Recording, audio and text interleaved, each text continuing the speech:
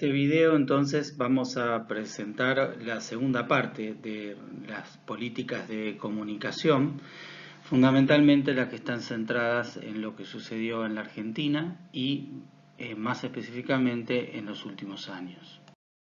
Hablar de las políticas de comunicación en Argentina, sea desde un punto de vista histórico o más sincrónico de momentos o de la coyuntura, es sumamente complejo, así que lo que vamos a hacer en este breve video es trazar algunos lineamientos, apenas esbozarlos o apenas mencionar algunos momentos que creemos importantes para esa política, que nos van a servir para pensar el presente de concentración mediática y convergencia.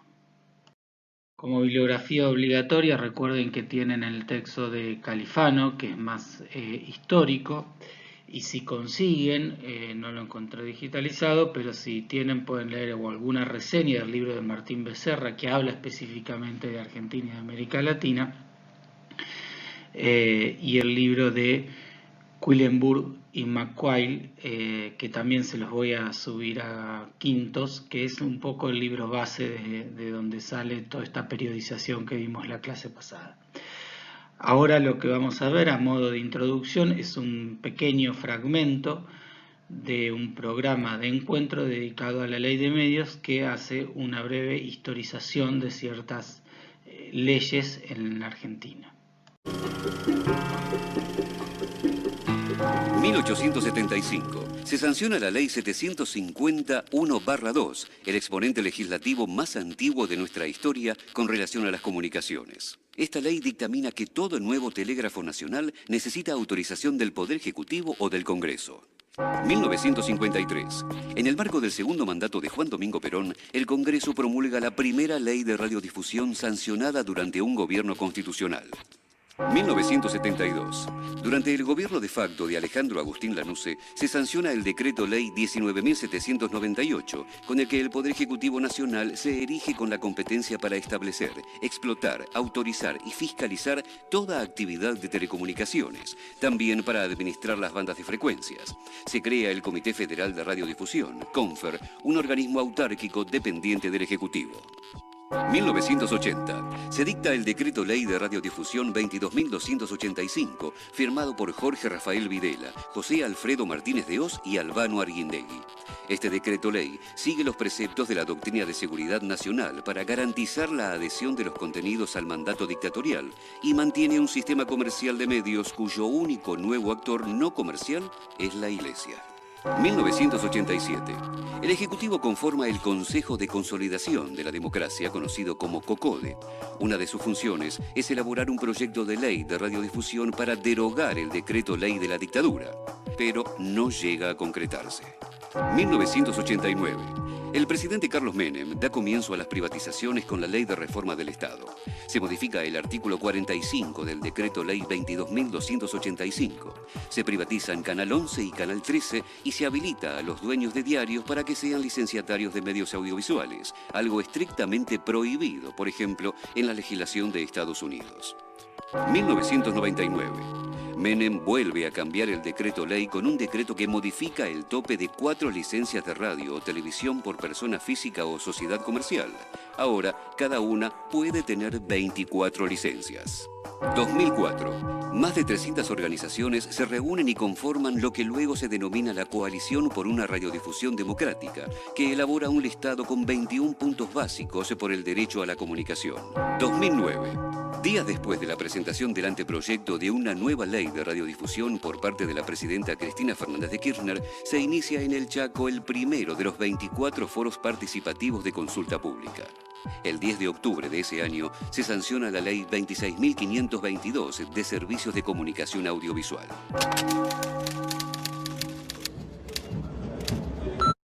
Entonces reseñas de algunos aspectos de la historia que nos traen al presente o a lo que Quillenburg y McQuail llaman fase 3, que es la inaugurada a partir de 1980, yo les diría 90 en la Argentina o en América Latina.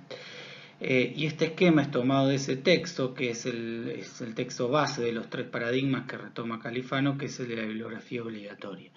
¿Cuáles son los puntos que pueden detenerse, observar en este esquema? Bueno, que la nueva política de comunicación, fíjense que toma 3 valores o 3 criterios para evaluar las decisiones que se toman, sean políticos en cuanto a libertad, acceso, diversidad, información, control y responsabilidad, que hablamos la vez pasada, sociocultural, yo les diría sobre todo en las cuestiones de identidad o diversidad cultural, y económico, que incluye tanto la competición como diría, hoy en día la innovación tecnológica y las problemáticas del empleo en las plataformas. Todos esos valores y criterios, bueno, tienen como meta o finalidad conseguir el bienestar en cada una de sus esferas, sea político, social o económica. Hacia eso tendría que tender el nuevo paradigma que fundamente las políticas de medios actuales.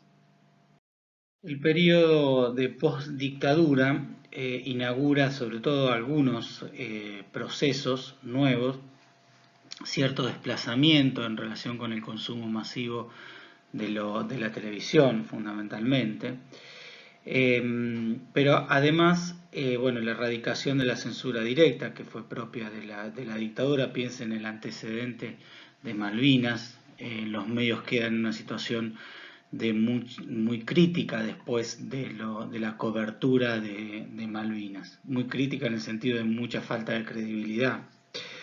La erradicación de la censura directa entonces es un punto importante, y después son 3 procesos que se van agudizando: la concentración de la propiedad en grandes grupos, la convergencia tecnológica e comunicacional y la centralización geográfica se agudizan fundamentalmente. Sin embargo, no me atrevería a decir que es tanto un punto de ruptura respecto de políticas de comunicación. Siempre cuando hablamos como de ruptura de periodos hay que definir criterios, y en verdad muchas veces pasa que las series, por ejemplo, culturales o de fenómenos sociales no vienen acompasadas de series de periodos políticos o lo que comúnmente se habla de históricos. Y en cuanto a la política de medios, no me parece un detalle menor que la ley que sanciona la dictadura haya sido recién, digamos, reemplazada por la Ley de Servicios de Comunicación Audiovisual en 2009. Entonces quiere decir que hay una inauguración, sí es cierto, de un modo de pensar la política comunicativa que podríamos decir duró en gran parte hasta el 2009. Martín Becerra caracteriza 3 etapas de la concentración en Argentina.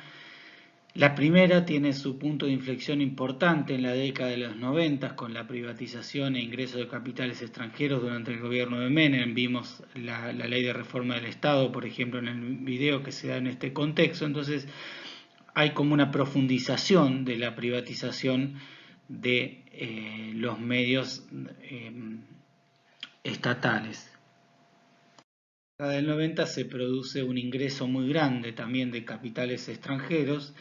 Yo creo que sería interesante seguir qué es lo que sucede con la inversión española, el grupo Prisa, Telefónica, que fueron grupos que tienen una presencia muy grande en la industria cultural, de colonización cultural, me atrevería a decir, por ejemplo, en las editoriales, en el rubro editorial, pero no fueron ajenos a los sectores infocomunicacionales. La segunda etapa es la que Becerra llama defensiva, que es de post-crisis 2001, la etapa de gobierno de Duhalde y Néstor Kirchner, y la tercera, la convergente de Cristina Kirchner y Mauricio Macri. Entonces, como un puente hacia el gobierno de Néstor Kirchner, veamos qué era lo que sucedía en la televisión pública hacia el 2000. Maravilloso el momento que hemos pasado. Exactamente, pero hay un tema realmente que caló hondo, yo diría, en todos los argentinos. ¿Y sabes por qué te digo esto? No, ¿por qué? Porque te tengo una sorpresa que los pelos del pubis te van a titilar así. Mira, ¿de nuevo? Mira, pero por supuesto, pero mira allá, mira lo que tengo allá, mira.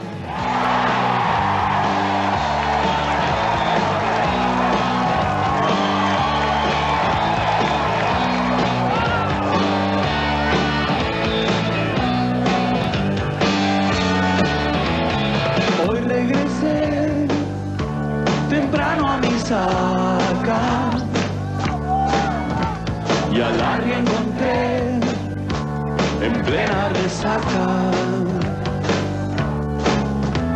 Esto ya pasó, ya no tiene excusas. Larry es vicioso, vive de partusa. Llamen amor, que Larry está en cualquiera. Anda con gatos, le da la ginebra. Llamen amor, que Larry está en cualquiera. Anda con gatos y le da la ginebra.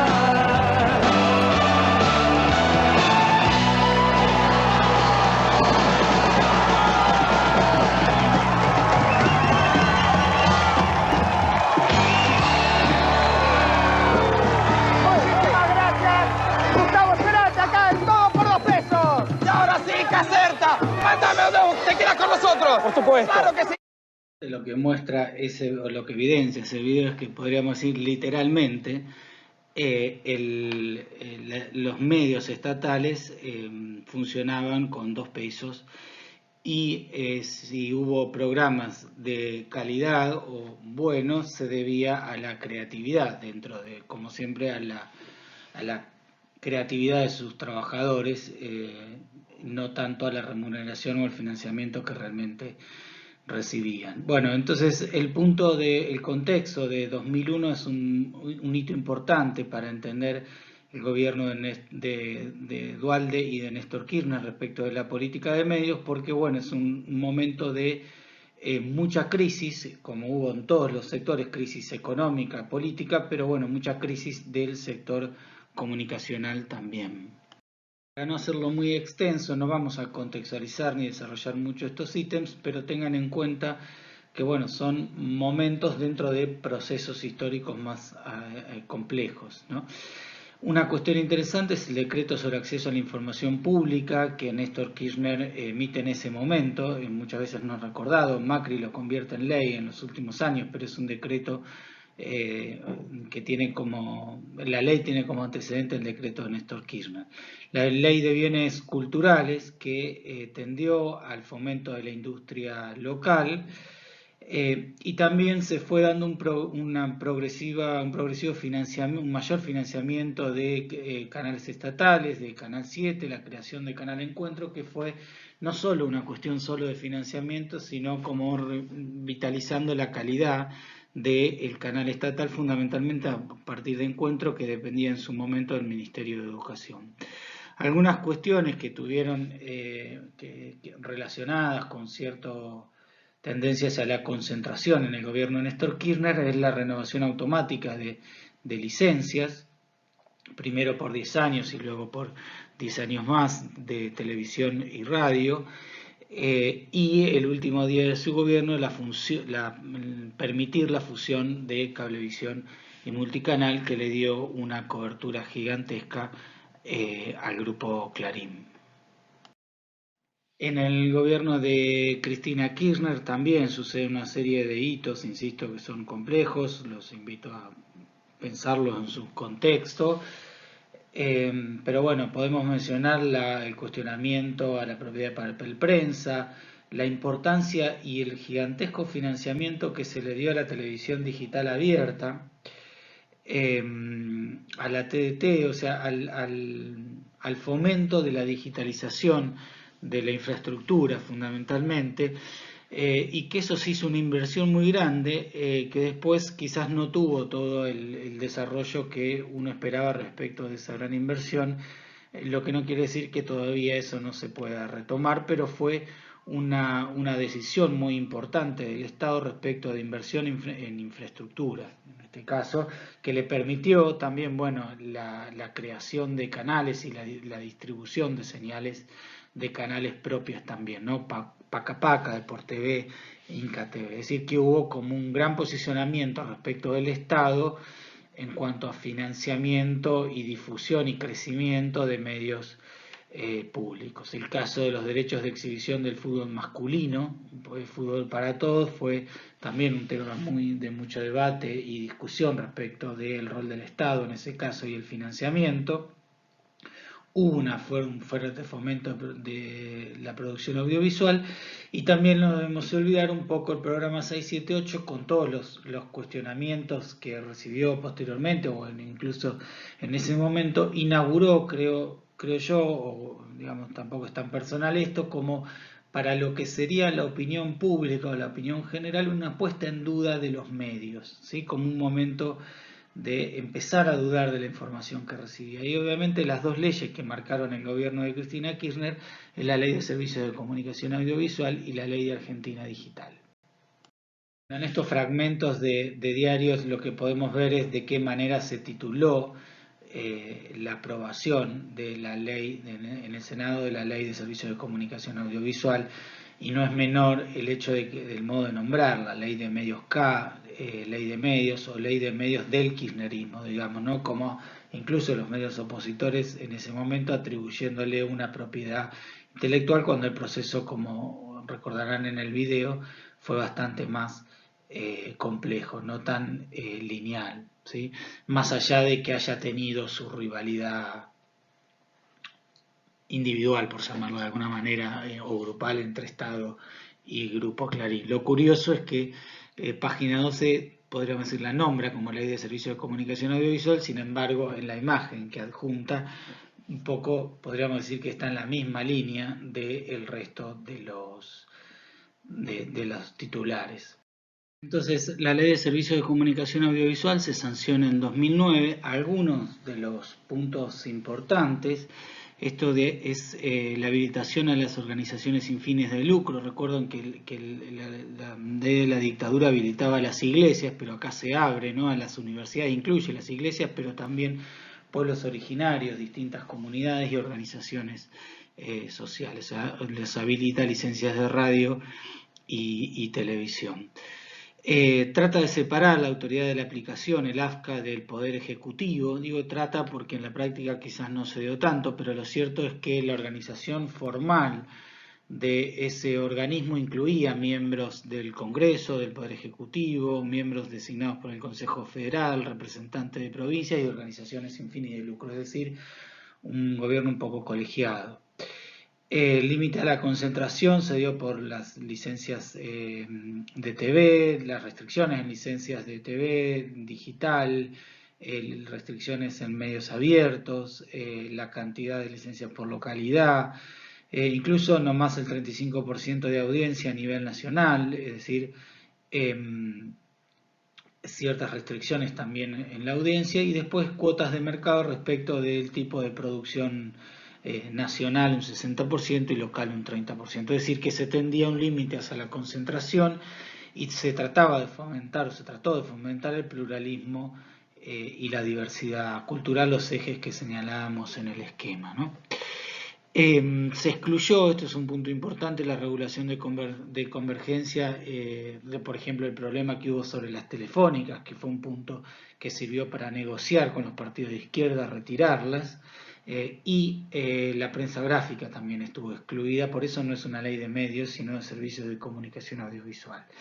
En ese artículo de cuántas licencias entregó la AFCA y a quiénes, de chequeado.com, que tienen ahí mencionado, pueden ver algunas estadísticas o datos de la implementación de la ley respecto de estos nuevos organizaciones o el fomento del acceso de nuevos propietarios de los medios o de nuevas señales, ¿sí? Es un artículo que trabaja el periodo 2009-2013.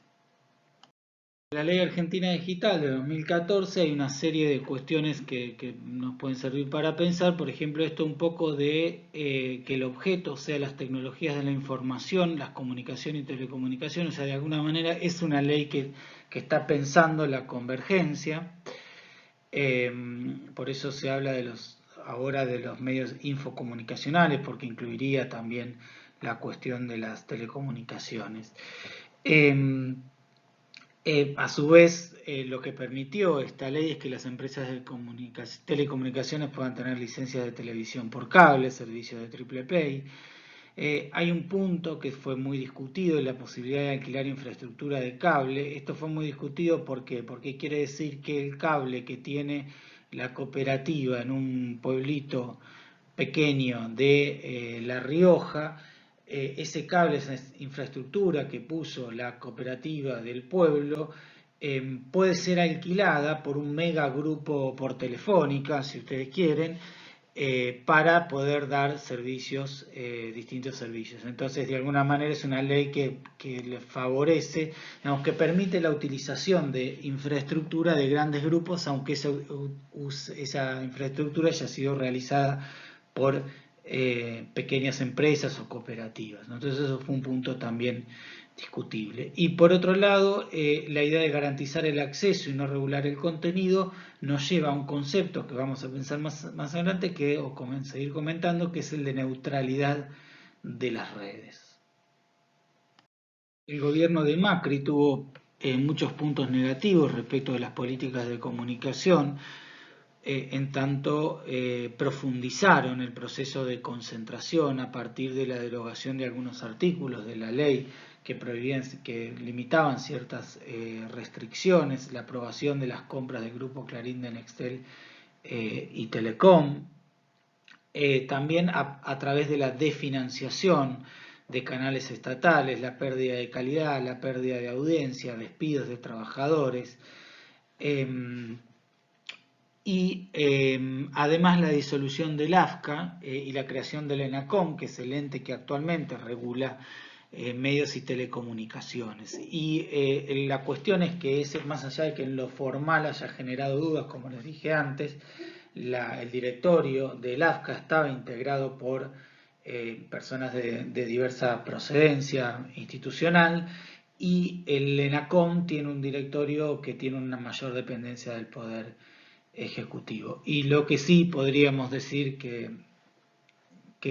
está bien del gobierno de Macri es esta ley de acceso a la información pública, que tiene como antecedente el decreto Néstor Kirchner que les mencionaba antes, aunque también hay que decir que el acceso a la información pública quedó bajo la regulación de la órbita del Poder Ejecutivo. Bueno, estos son algunos de los ítems del gobierno de Macri. Todo este proceso de los últimos años, tampoco es que hay que decir que en los últimos años se dio la concentración en los últimos 4 años, sino que desde aquel momento que empezamos a hablar de postdictadura y se inició ese proceso imparable de concentración, derivó en el gráfico que van a ver a continuación y en el video que nos relata un poco el estado actual de la concentración de medios en la Argentina.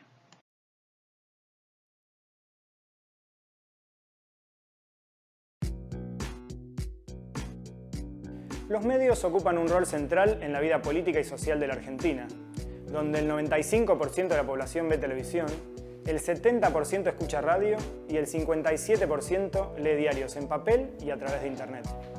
En una sociedad con un alto flujo de información y comunicación, no es mucho lo que se sabe acerca de quiénes son los dueños de los medios, cuáles son sus intereses políticos y sus negocios que mantienen en otros sectores de la economía.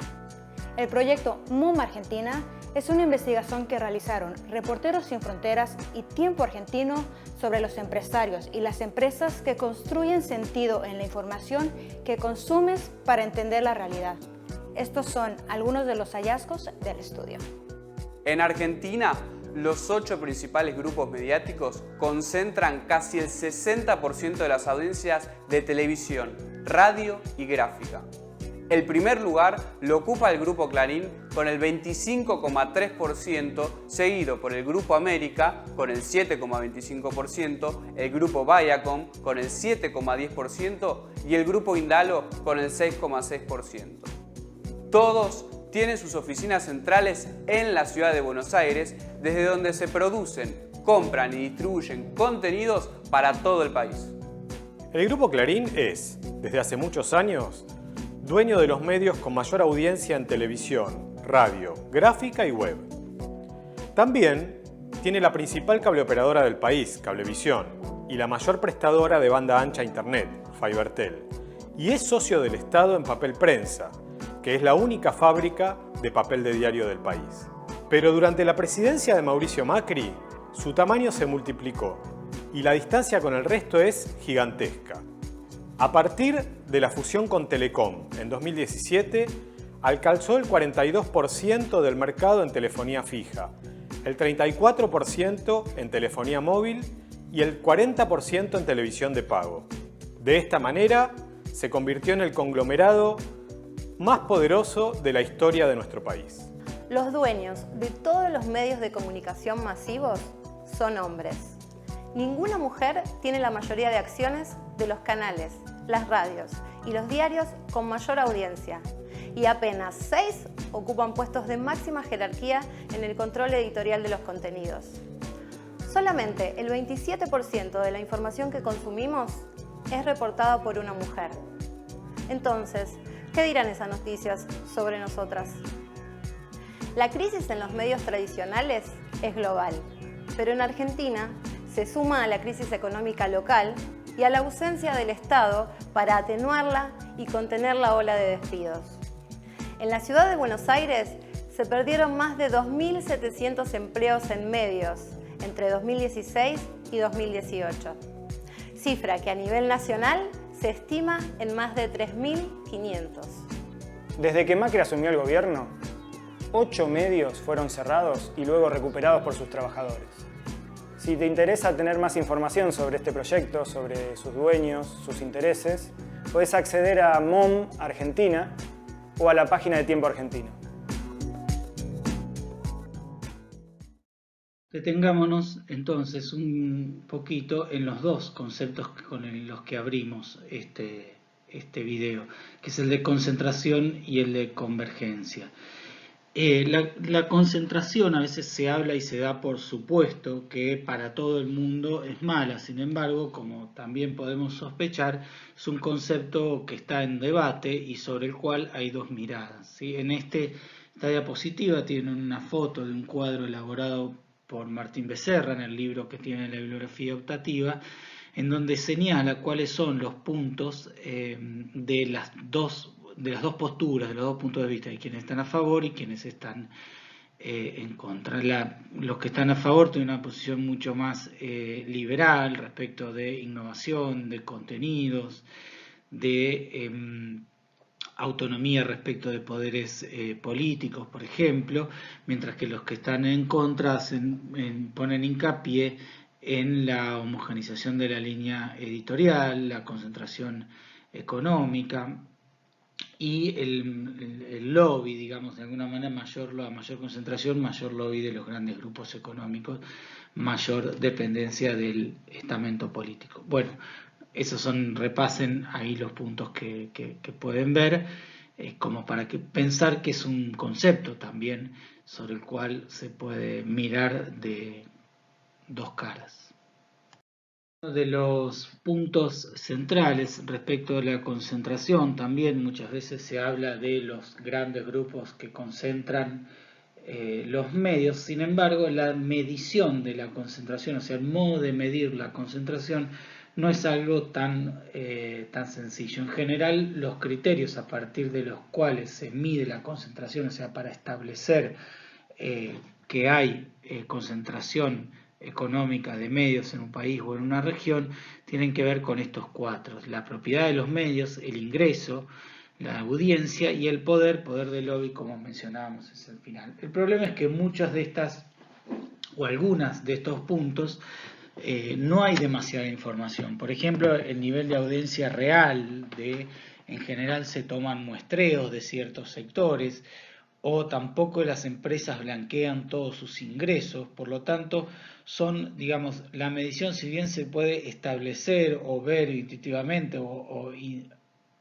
concluir a partir de ciertos indicios, tampoco es que se tienen datos 100% certeros de todos los ingresos de un grupo, todo el nivel de audiencia de un grupo, incluso las propiedades, también por las diferentes sociedades que los medios pueden ir formando como una manera de mostrar cierta diferencia en la propiedad de un medio, pero que en realidad responden a un mismo grupo. Entonces, si bien es medible la concentración, supone una serie de factores sobre los cuales no siempre se tiene una real información, lo cual habla también del nivel de manipulación de esos grupos económicos respecto de la información sobre ellos mismos, de sus empresas. Y también esto se calcula muchas veces por distintas fórmulas matemáticas que determinan si hay un país o un grado que, digamos, si hay un país o una región que posee concentración o no. En general, en Argentina y en América Latina hay grandes grupos locales, en Brasil O Globo, en México Telmex, en Argentina Clarín, que son grupos que concentran propiedad de medios locales y también en otros países. Sin embargo, no debemos olvidar que también hay una injerencia importante de grupos mucho más poderosos que los locales, por ejemplo Telefónica de España, que están en muchas partes del mundo, poderosos a nivel político y sobre todo económico, que también deberían ser vistos no como contrapeso de un poder económico local, sino más bien como otro grupo de mucho poder, más concentrado, que tiene que está establecido en la Argentina y en América Latina también, ¿no? La concentración tiene una tendencia muy fuerte hacia ciertos efectos negativos, que son la reducción de fuentes informativas, la homogeneización de géneros sin formato, piensen Netflix si ustedes quieren, unificación de línea editorial, apropiación de derechos de espectáculo, centralización geográfica de la programación, ese es un punto importante, como vieron en el video, muy concentrado en Cava, y precarización de las condiciones laborales, que en muchos casos puede llegar a tender, digo, todo esto es hipotético, a la autocensura de los trabajadores para mantener un empleo. Puntos que favorecen o que deberían fomentarse para tender hacia una desconcentración es la promoción de la diversidad de puntos de vista, diversificación de números de propietarios, diversidad de fuentes y diversidad de formatos. Un poco la contracara de lo que mencionábamos hace un rato. Sin embargo, en esta contracara hay una serie de problemas que tenemos que mencionar. La diversidad de fuentes, por ejemplo, no significa necesariamente pluralidad de opiniones. Sí, puede haber diversificación de fuentes y que todos tengan la misma editorial. La disminución de la concentración de la propiedad, lo mismo, no supone necesariamente desconcentrar el mercado por estas mismas sociedades raras que se van creando los mismos grupos. La extranjerización de la propiedad tampoco necesariamente significa la disminución de producción local. Pueden ser empresas que financien producción de trabajo local. Y la disminución de la concentración tampoco necesariamente supone la diversidad de contenidos, ¿no? Ni la calidad.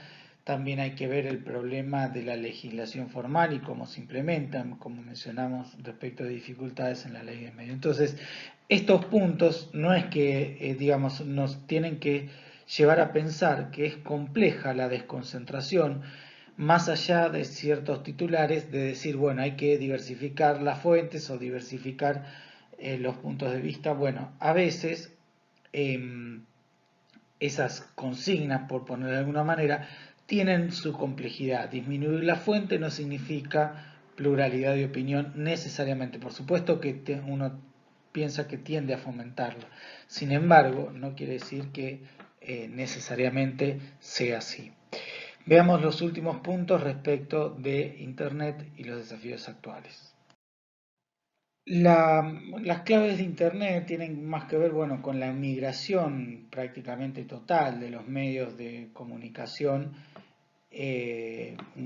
hacia la web, ¿no? El problema en ese caso es que hay poca regulación de Internet, supone una crisis de rentabilidad del sector por las dificultades de cobro. Aparece este concepto de neutralidad de red, neutralidad de intermediarios que mencionábamos antes, que tiene que ver esto de que es más accesible o que la sociedad puede acceder más directamente a mayor contenido y más directamente. Sin embargo, el punto clave ahí es que esa neutralidad no es tal. Por ejemplo, sabemos que Google tiene cierto algoritmo para jerarquizar la aparición de los links en casos de búsqueda, ¿sí? Ahora, regular eso también supone, digamos, decir que no es neutral y regularizar el algoritmo también puede tender hacia favorecer a determinados grupos, medios o lo que sea. Entonces es un tema, el de la neutralidad, que tiene un punto que hay que defenderla porque permite una no injerencia o una no censura, sin embargo tiene la contracara de que no es tan neutral como a veces se dice. La desprogramación de contenidos, precarización del trabajo ya lo mencionamos, y bueno, y la injerencia de gigantes globales como Google, Facebook, Amazon, de los cuales dependen en gran parte muchos de los medios de la Argentina y de América Latina. Los desafíos de la regulación de la convergencia entonces es la definición del objeto de regulación, o sea, de qué manera regular. También el segundo ítem dice los usos y las costumbres por la ley en relación con la diversidad de dispositivos, es decir, cómo definir ese objeto, qué se regula el medio, el dispositivo, la plataforma. Bueno, eso es una complejidad, es un desafío. La forma de regulación de intermediario, ahora se está discutiendo, por ejemplo, la tasa Google, ¿no? El poder que tienen estos intermediarios, y esto está directamente vinculado con la rentabilidad de la producción de información. Es decir, aquel que produce la información no tiene la rentabilidad, porque en general Google tiene un porcentaje mucho mayor de rentabilidad, en tanto es el que permite acceder a ese contenido. Sin embargo, no paga atributos, por ejemplo, ¿no? Ni tampoco paga la propiedad de la noticia que utiliza.